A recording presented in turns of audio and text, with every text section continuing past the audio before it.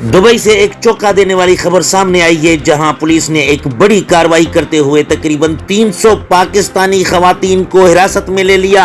अरब और Pakistani media reports के मुताबिक ये कोई मामूली कार्रवाई नहीं, बल्कि एक मुनज़्ज़म नेटवर्क के खिलाफ बड़ा क्रैकडाउन है, जो कि मुबैना तौर पर पाकिस्तान से लड़कियों और खवातीन को मुख्तलिफ वीज़ों के बहाने दुबई मुंतकिल करता है। ज़राए का कहना है कि मुतासरा खवातीन को मुलाजमत, मॉडलिंग व दीगर मौक़िया का झांसा देकर बैरून मुल्क लाया जाता है, जहां पहुंचने के बाद उन्हें जबरदस्ती गैर कानूनी सरगर्मियों में धकेला जाता है। दुबई हुकाम के मुताबिक ये नेटवर्क न सिर्फ इंसानी स्मगलिंग बल्कि बैनुल-अक़वामी सतह पर गैर कानूनी सरगर्मियों में भी मुलव्वस था, जिसके मजीद रवाबत के तहकीकात की जा रही है। अहम नुकात ये हैं कि 300 के करीब पाकिस्तानी खवातीन गिरफ्तार, वीज़ों के जरिए बैरून मुल्क मुंतकिली, मुनज़्ज़म नेटवर्क के शवाहिद, मजीद गिरफ्तारियां मुतवक्के हैं। हुकाम का कहना है कि इस केस में मजीद इंकशाफात मुतवक्के हैं और पाकिस्तान